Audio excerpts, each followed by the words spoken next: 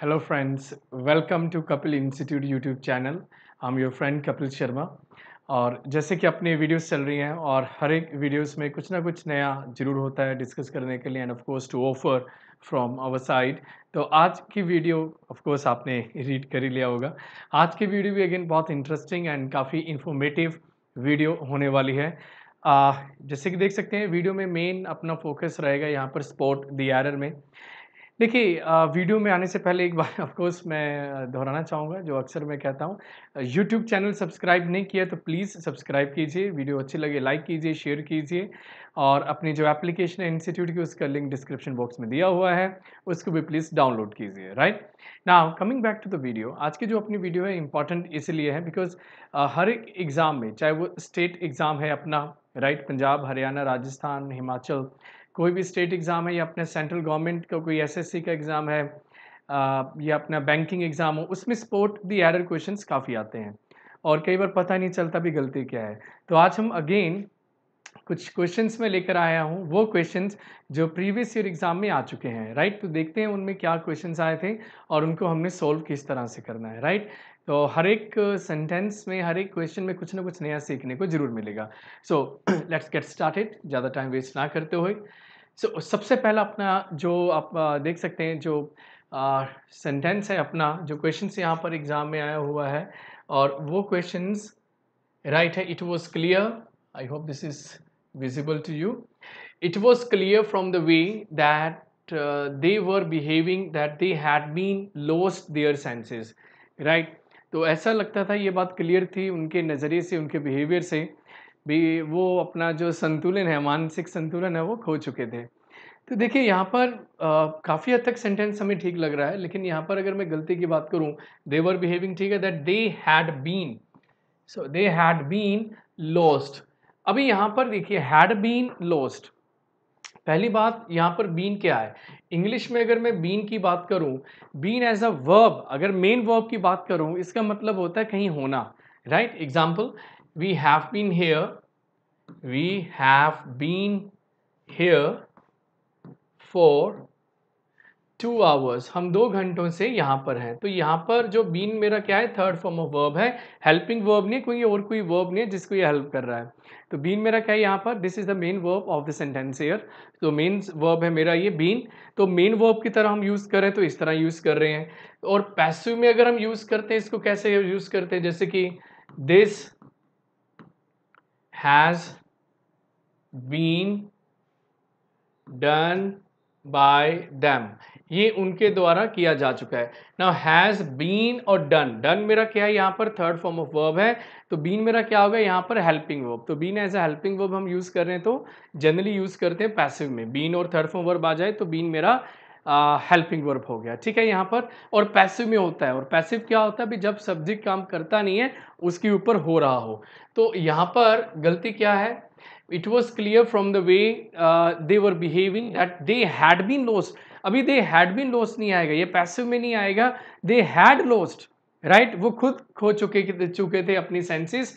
तो यहाँ पर मुझे जो है वो बीन नहीं चाहिए, मुझे यहाँ पर पैसिव सेंटेंस नहीं चाहिए, मैं ओनली क्या लिखूंगा, हैड लॉस्ट देयर सेंसेस। सो जो गलती है वो कहाँ पर है, वो इस हिस्से में है, मतलब थर्ड वाले पार्ट में अपनी ये गलती है। राइट, तो पैसिव नहीं आएगा, यहाँ पर एक्टिव आना चाहिए। राइट, तो बी डब्ल्यू एन बी हम किस तरह से यूज कर रहे हैं, तो ब्रीफली मैंने आपके साथ ये भी डिस्कस किया। तो सेंटेंस में क्या गलती है, आई एम श्योर समझ आ गया होगा। अभी नेक्स्ट सेंटेंस देखिए अपना, very interesting. That boy possesses 3 beautiful pens but he would not show them to anyone. Right, तो उसके पास 3 पेन है लेकिन वो किसी को भी वो जो पेन जो है वो नहीं दिखाएगा। अभी यहाँ पर गड़बड़ी क्या है, यहाँ पर देखिए मैं 2 तरह से इस क्वेश्चन में गलती आइडेंटिफाई करते हैं इसको। फर्स्ट इज, देखिए अगर मेरा ये प्रेजेंट क्या है, दैट बॉय क्या है मेरा, सब्जेक्ट मेरा थर्ड पर्सन सिंगुलर है। सो थर्ड पर्सन अगर सिंगुलर हो तो वर्ब के साथ हम क्या लगाएंगे, प्रेजेंट इंडेफिनिट में वर्ब अकेला नहीं आएगा, वर्ब के साथ एसओडीएस आएगा। तो सही क्या बनेगा, मैं क्या लिख सकता हूँ इसको, पोजेसेस। तो ये मैं लिखूंगा द बॉय possesses 3 pens। अगर ये मैं इसको प्रेजेंट इंडेफिनिट लेता हूँ, लेकिन मान लीजिए आपने कहा सर वुड लगा हुआ है, वुड लगा हो तो जनरली पास्ट में हम यूज कर लेते हैं, ठीक है ना। तो फिर भी गलती तो इसमें ही है, तो फिर क्या आएगा गलती, फिर इसमें जो है गलती अपनी आ जाएगी भी, पोजेस की जगह मैं पास्ट करूंगा तो सेकंड फॉर्म ऑफ वर्ब लिखूंगा मैं, तो मैं क्या लिख दूंगा, फिर मैं लिख दूंगा पोजेस्ड। तो किसी भी एंगल से देखिए, अगर आपको ये सेंटेंस प्रेजेंट का लग रहा है तो प्रेजेंट इंडेफिनिट में भी ऑफ कोर्स गलती यहीं पे है, पोजेसिस आना चाहिए। और अगर आप कहते नहीं सर ये पास्ट लग रहा है, तो ऑफ कोर्स पास्ट में भी अगर हम गलती देखें तो गलती जो है इसी पार्ट में गलती हमें नजर आती है, राइट। तो आई एम श्योर यहाँ पर हमें समझ आया कि फर्स्ट में ही यहाँ पर गलती है, राइट। तो नेक्स्ट हम पहुंचते हैं अपने क्वेश्चन पे। नेक्स्ट देखिए क्वेश्चन अपना, क्वेश्चन नंबर 3 आपके सामने है। एंड क्वेश्चन नंबर 3 जो है अगेन इंटरेस्टिंग क्वेश्चन है। A small piece of bread is better than having nothing to eat. भी एक ब्रेड का छोटा टुकड़ा जो है वो अच्छा है, ज़्यादा अच्छा है ना कुछ होने से। तो यहाँ पर दैन यूज़ किया हुआ, बिल्कुल ठीक किया हुआ है, राइट। इसमें खैर कोई एरर नहीं है, कुछ भी गड़बड़ी नहीं है सेंटेंस में, नो एरर। यहाँ पर बस सीखने के लिए हमें ये मिल जाएगा, एक क्वेश्चन में दैन और देन को लेकर एक क्वेश्चन आया हुआ है, राइट। देन हम यूज करते हैं कंपैरिजन के लिए, जैसे यहाँ पर यूज हुआ है, तुलना हो रही है। लेकिन देन जो है अपना ऑफ कोर्स एक कंजंक्शन की तरह भी यूज होता है और टाइम के लिए एडवर्ब ऑफ टाइम भी बनता है। मैं अगर ऐसे एडवर्ब ऑफ टाइम की बात करूँ तो देन मतलब होता है तब या जब, जैसे कि वी रीच्ड होम, हम घर पहुंचे थे, we reached home, right. And then we had some rest, and we had some rest, और फिर हमने कुछ जो है आराम किया था। तो यहाँ पर मैंने जो देन लगाया वो क्या लगाया, तब, राइट। तो देन यहाँ पर मेरा क्या है, एडवर्ब ऑफ टाइम आ गया, राइट। तो एडवर्ब ऑफ टाइम है तो देन यूज करेंगे। तो देन और देन का भी एक कॉम्बिनेशन एक ऐसा है जो काफ़ी कंफ्यूजिंग है, and many students actually get bewildered, काफ़ी कंफ्यूज हो जाते हैं जब भी वो देन और देन की बात करें। बट आई एम श्योर इसको थोड़ा सा आप अंडरस्टैंड करेंगे, इसको प्रैक्टिस और करेंगे हम, तो ये प्रॉब्लम हमें नहीं आएगी और बहुत जल्दी ही ऑफकोर्स काफ़ी जो प्रॉब्लम से दूर हो जाएंगे और नंबर ऑफ कोर्स अच्छे आएंगे। नेक्स्ट देखिए, families are fortunate enough, families fortunate होती हैं वो to own a house, to own a house in the city, right, are very few. Well grammatically देखा जाए तो फैमिलीज प्लूरल है, आर दिया हुआ है, बिल्कुल ठीक है, सब्जेक्ट एंड वर्ब ठीक है। आर फॉर्चुनेट इनफ, इनफ मेरा एडवर्ब हो गया, यहाँ पर फॉर्चुनेट मेरा एडजेक्टिव हो गया, ठीक है। यहाँ पर टू ओन मेरा इन्फिनिटिव हो गया, इन्फिनिटिव बन गया। टू ओन अ हाउस भी ठीक है। In the city are very few, खैर कोई गलती नहीं है, इस सेंटेंस में भी कोई गड़बड़ी नहीं है, राइट। तो ये सेंटेंस भी बिल्कुल ठीक है एंड एरर फ्री जो है ये सेंटेंस है अपना। दोनों ही sentence, in fact sentence number 3 and sentence number 4 हमारे एरर फ्री जो है सेंटेंसेस हैं, ठीक है। तो नेक्स्ट अभी हम पहुंचते हैं अपनी नेक्स्ट स्लाइड में, नंबर 5 पे हम पहुंच गए हैं, राइट। तो क्वेश्चन नंबर 5 जो है वो डिस्कस करें हम quickly. Though I had been his friend for quite a long time, I refused to help him, right, because his ill nature, because his ill nature. तो यहां पर प्रश्न ये आता है, जो क्वेश्चन बनता है, one is because and second जो हमारा प्रपोजिशनल बनता है पार्ट, बिकॉज ऑफ। देखिए अकेला बिकॉज मेरा कंजंक्शन होता है जो दो सेंटेंसेस को जोड़ते हैं, राइट, राइट। जैसे कि सेंटेंस है, I came because he invited me, because he invited me, मैं आया था बिकॉज उसने मुझे इन्वाइट किया था। तो बिकॉज मेरा क्या है, ये यहाँ पर एक कंजंक्शन की तरह काम कर रहा है, जो दो सेंटेंस यहाँ पर जोड़ रहा है, ठीक है। तो ये मेरा कंजंक्शन हो गया। तो यहाँ पर बिकॉज, और देखिए जब ये कंजंक्शन है तो इसके बाद एक प्रॉपर सेंटेंस दिया हुआ है, सब्जेक्ट दिया हुआ मुझे, और आगे जो है मैंने वर्ब यूज किया है, ही मेरा सब्जेक्ट हो गया, इन्वाइटेड जो है मेरा वर्ब हो गया। तो अगर ये कंजंक्शन है तो इसके बाद ऑफकोर्स अगर दो सेंटेंस को जोड़ रहा है तो इसके बाद एक प्रॉपर सेंटेंस आएगा। लेकिन अगर ये प्रेपोजिशन है बिकॉज ऑफ, तो इसके बाद नाउन या प्रोनाउन हम यूज करते हैं, राइट। फॉर एग्जाम्पल, आई केम, मैं आया था, because of him, because of him. तो देखिए यहाँ पर बिकॉज ऑफ लिखा है तो इसके बाद मैं ऑफकोर्स प्रोनाउन यूज करूंगा। तो वैसे ही यहाँ पर अगर मैं बिकॉज यूज कर रहा हूँ अकेला, तो मुझे एक सेंटेंस चाहिए यहाँ पर, इस सेंटेंस में, इस हिस्से में। तो यहाँ पर सेंटेंस में मुझे नहीं दिया हुआ, तो फिर मैं क्या लिखूंगा यहाँ पर, मैं बिकॉज अकेला नहीं लिखूंगा, मैं बिकॉज के साथ ऑफ लिखूंगा, right, because of his ill nature. तो ऑफकोर्स मुझे जो एडजेक्टिव जो क्लोज दिया हुआ, एडजेक्टिव जो फ्रेज दिया हुआ है, because of his ill nature, तो ये हम यूज करेंगे, अकेला बिकॉज नहीं आएगा। और बिकॉज कब आता है इंग्लिश में और बिकॉज ऑफ कब यूज करते हैं, that must be clear to you, समझ हमें आना चाहिए, राइट। ग्रेट, नाउ नेक्स्ट हम पहुंचते हैं, when he had been walking, when he had been walking along the road, a wild ferocious dog hit him hard and knocked him down, right? A wild ferocious dog hit him hard and knocked him down when he had been walking. Now यहाँ पर देखिए grammatically देखा जाए तो यहाँ पर ये while he had been walking, one एक ये पॉइंट बन सकता है, अदरवाइज इसमें कोई इस तरह का कोई गलती इसमें नहीं लग रहा। When he had been walking is fine, बस थोड़ा सा अगर हम थोड़ा सा गहराई में जाएं तो व्हेन जो है सिचुएशन के लिए हम वाइल लिख देंगे, बिकॉज जो कंटिन्यूस वाला सिचुएशन है वो वाइल आता है। While he had been walking हम लिखेंगे वॉक्ड, ऑफ कोर्स। एक यहाँ पर जो एक टाइपिंग मिस्टेक हुई है, यहाँ पर एक्चुअली एग्जाम में यहाँ पर वॉक्ड लिखा हुआ था, यहाँ पर लिखा हुआ था वॉक्ड, तो बस वो वॉक्ड की जगह वॉकिंग आना चाहिए था, तो ये टाइपिंग मिस्टेक है, एक्चुअल में सही लिखा गया यहाँ पर, राइट। तो थोड़ा सा लेकिन गहराई में जाएंगे तो व्हेन की जगह वाइल भी ऑफ कोर्स आ सकता है, एक बेटर बनेगा।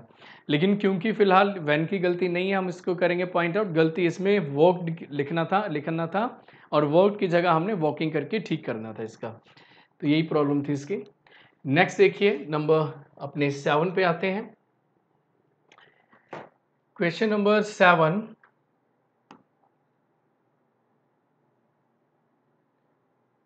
क्वेश्चन नंबर 7 है, I am grateful, right, spelling again mistake हुआ यहाँ पर,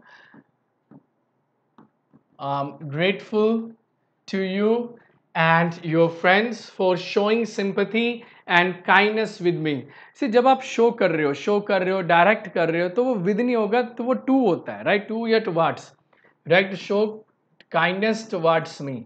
और एक यहाँ पर एक चीज और देखिए, टुवार्ड्स और टुवार्ड, अमेरिकन जो लोग हैं वो टुवार्ड लिख देते हैं, लेकिन ब्रिटिश इंग्लिश में टुवार्ड्स लिखते हैं, तो आपने माइंड में रखना है भी टुवार्ड नहीं लिखना, टुवार्ड्स लिखा कीजिए, राइट, एस जरूर लिखा कीजिए, ऑनवर्ड्स, टुवार्ड्स, अपवर्ड्स, राइट। तो यहाँ पर ऑफ कोर्स क्या आएगा, towards me, that's all, to भी लिख सकते हैं, no problem. Next number 8, the leader was so shrewd that he could not deceive by the words of the sycophant courtiers. भी जो लीडर इतना ज़्यादा समझदार, इतना ज़्यादा क्लेवर, समझदार है या चालाक है, भी उसको जो उसके चमचा, सिकफेंट होते हैं जो चमचागिरी करते हैं, लाइक उनके जो चमचागिरी वाले जो लोग हैं, उनके शब्दों से उनको डिसीव, धोखा नहीं दिया जा सकता। तो यहाँ पर ही कुड नॉट डिसीव, वो धोखा नहीं देगा, ही कुड नॉट बी डिसीव, मुझे ये वाला हिस्सा पैसिव में चाहिए, भी उसको धोखा नहीं दिया जा सकता है, ही कुड नॉट बी डिसीव्ड, तो इसमें ये वाले हिस्से में मेरा गलती है, एरर है। तो पैसिव को लेकर एग्जाम में काफ़ी क्वेश्चंस आए हुए हैं, राइट, टेंसेस को लेकर ऑफ कोर्स काफ़ी जो हमारे क्वेश्चंस आए हुए हैं, खुद of course uses of prepositions हैं उसको लेकर भी क्वेश्चंस कई आए हुए हैं। तो आई होप यहाँ तक हमें क्लियर हुआ है, ऑलराइट। सो नेक्स्ट जो है हम पहुँचते हैं अपनी नेक्स्ट स्लाइड में, नंबर 9 एंड 10 पे पहुँच गए हैं हम।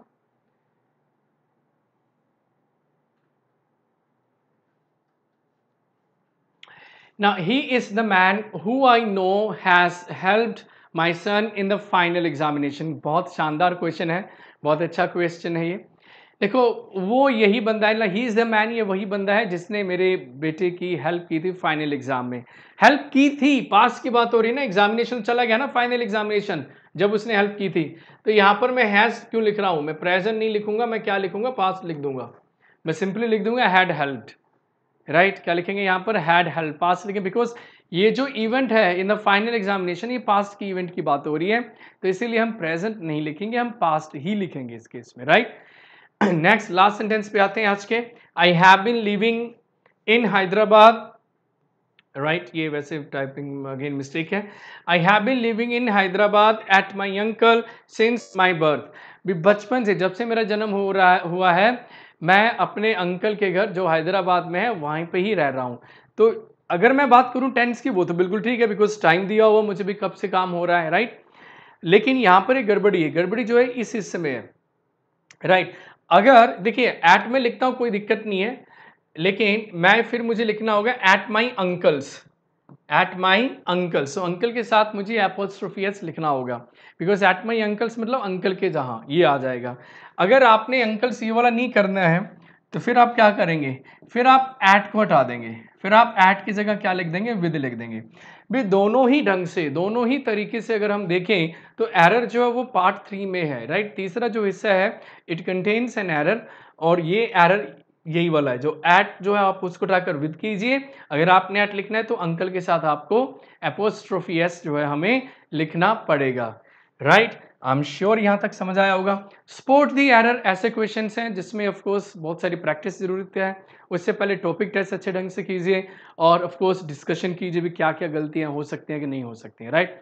तो रेगुलर जो है ऑफ कोर्स इसके प्रैक्टिस बहुत ज़्यादा जरूरी है, something which can not be ignored. इसको हम इग्नोर कर ही नहीं सकते, रेगुलर जो प्रैक्टिस हमारी रहती है।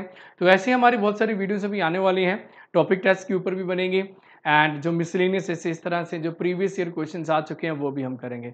आपके माइंड में कोई ऐसा टॉपिक हो इंग्लिश लैंग्वेज का भी जो आप ऑफ कोर्स जिसके रिलेटेड आप प्रॉब्लम डिस्कस करना चाहें, तो वो भी आप कमेंट बॉक्स में लिख सकते हैं। तो उसके लिए भी मैं कुछ के रिलेटेड क्वेश्चंस लेकर आऊँगा, वो भी हम डिस्कस करेंगे। और आज की वीडियो आई होप काफ़ी बेनिफिशियल रही होगी, हेल्पफुल रही होगी। कुछ ना कुछ डेफिनेटली हमने 10 क्वेश्चंस में सीखा होगा नया, right. And best wishes for your upcoming exams, right, and always keep smiling और आगे बढ़ते रहिए। Thank you, thanks a lot from Kapil institute Bathinda. Bye bye, take care.